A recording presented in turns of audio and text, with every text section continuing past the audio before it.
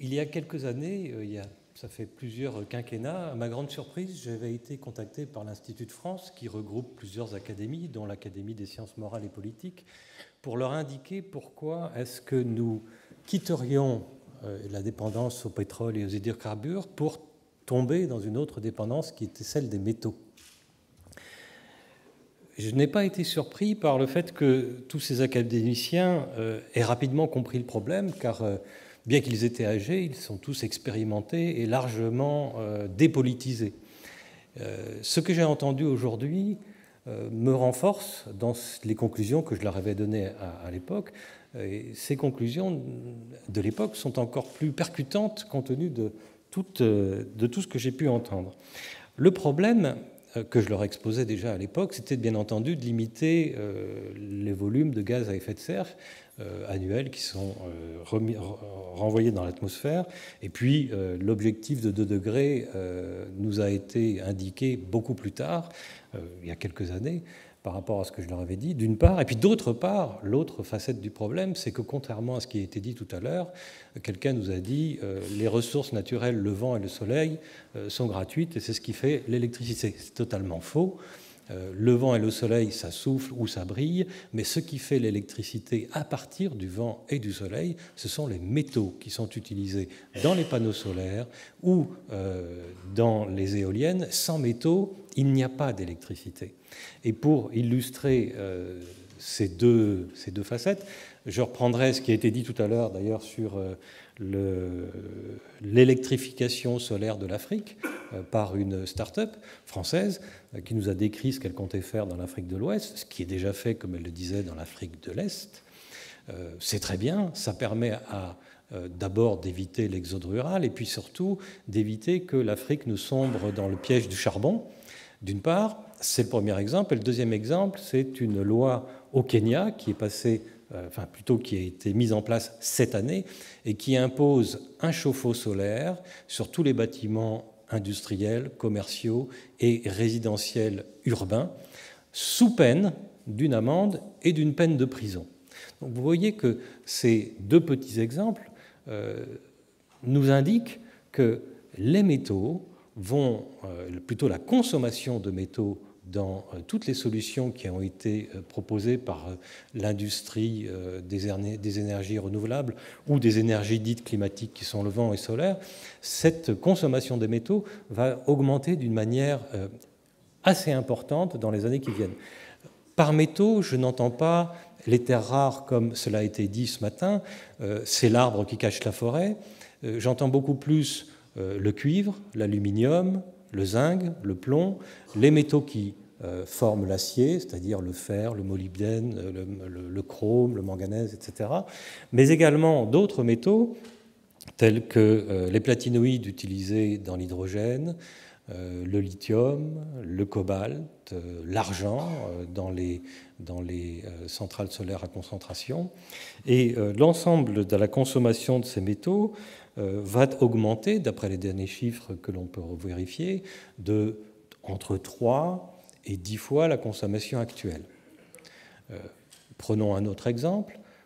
Pour fabriquer ou pour engendrer 1 mégawatt à partir de l'électricité, à partir du vent ou du soleil, à partir d'une éolienne ou d'un panneau solaire, il faut 50 à 60 fois plus de cuivre que pour une centrale nucléaire. Donc vous vous rendez bien compte qu'on va avoir une consommation beaucoup plus importante. Autre exemple, dans une batterie, le coût de la batterie au lithium baisse considérablement, mais les métaux qui sont dans cette batterie représentent à l'heure actuelle entre 60 et 70% du coût des matières. Troisième exemple, on a parlé tout à l'heure rapidement de la voiture électrique. Dans une voiture électrique, il y a entre 4 et 5 fois plus de cuivre que dans une voiture à moteur à explosion. Et si l'on devait remplacer l'ensemble des moteurs à explosion, qu'ils soient dans une voiture, des bus ou des appareils de jardinage, par exemple, eh bien, nous pourrions estimer que cela représenterait entre 5 et 10 fois la production mondiale annuelle. C'est-à-dire qu'on concentrerait l'intégralité de la production mondiale annuelle uniquement sur ces objets et on éviterait de les mettre dans d'autres objets comme un téléphone portable, un ordinateur, etc.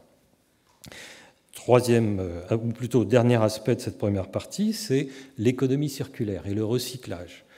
Le problème du recyclage dans ces métaux, c'est que d'une part, on ne recycle pas tout.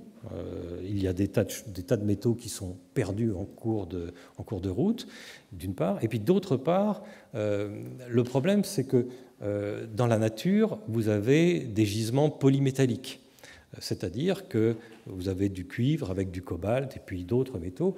Et la chimie actuelle nous permet, avec une certaine facilité, parce qu'on en a l'expérience, de séparer ces métaux, de les purifier pour ensuite les utiliser, voire les remélanger. Et lorsqu'on les remélange, on forme un nouveau gisement polymétallique qui est cet appareil, par exemple, et qui fait partie de la mine urbaine. Le problème, c'est que ce gisement polymétallique-là n'a rien de naturel. Il est surnaturel, si je puis dire. Et le fait d'être rentré dans une économie circulaire et donc d'éco-conception fait que les quantités de métaux qui sont dans un appareil comme celui-là sont de plus en plus infimes. Et la chimie nous permet, avec de plus en plus de difficultés, de les récupérer. Ce qui fait que nous avons un hiatus dans cette économie circulaire. Par conséquent, je ne vois pas d'autre issue que d'augmenter la production de métaux naturels, c'est-à-dire la production minière.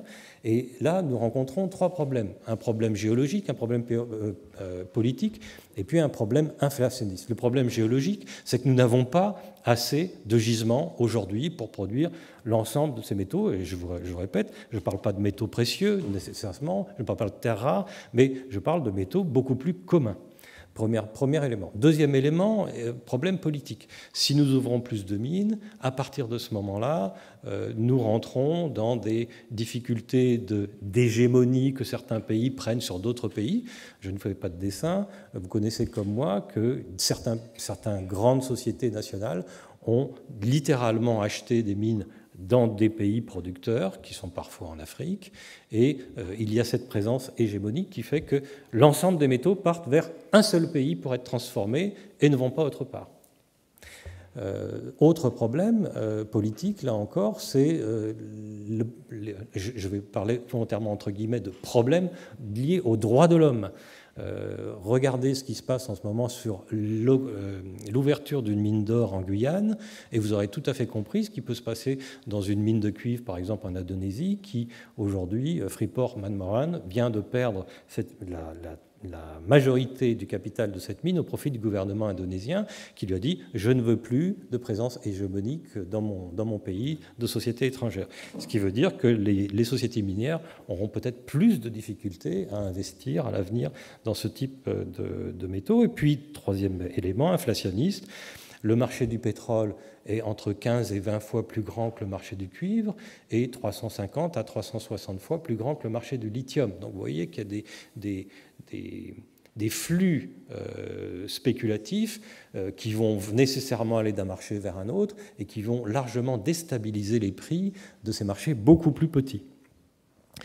Avec des prix plus élevés, bien entendu, cela va déséquilibrer des maillons de la chaîne de la transition énergétique en amont ou en aval. Par exemple, la compétitivité de certaines économies, la rénovation de bâtiments, etc. J'en viens aux territoires. Je crois que les territoires doivent à présent évaluer le coût de l'électricité, non plus en euros, mais j'imagine que l'évolution se fera, par exemple, du coût d'électricité en kilos de cuivre dans cette solution, ou en kilos d'aluminium, ou en kilos de lithium. C'est-à-dire, combien de cuivre est-ce que je vais utiliser pour mettre en place une éolienne en mer par rapport aux quantités d'électricité produites. Donc, combien de kilos de cuivre au mégawatt produit? Combien de kilos d'aluminium? Combien de kilos de lithium? Et cela pourra nous permettre peut-être de faire un choix différent de ce qui est fait aujourd'hui. Peut-être est-ce que ça nous permettra d'être moins égoïstes et de réserver ces solutions aux pays qui sont les plus ensoleillés ou les plus vantés. Et je ne comprends pas d'ailleurs qu'il n'y ait pas plus de solutions qui nous ont été présentées tout à l'heure, notamment pour le solaire, autour de l'équateur, en Afrique, en Asie, en Amérique du Sud, ou autour des Alizés pour les éoliennes. Je crois qu'il faut que nous prenions conscience qu'il faut réserver ces solutions-là vers les pays qui ont le plus de ce soleil et de ce vent. Le problème reste les zones tempérées. Il faudra que nous trouvions d'autres solutions. Et il y a un transparent, je n'ai qu'un seul transparent, si vous pouvez juste le mettre. Je vous renvoie pour ces solutions vers un article qui a été publié, ou 2 articles qui ont été publiés récemment dans NR Press ici, mais vous le retrouvez, je pense, sur le réseau LinkedIn.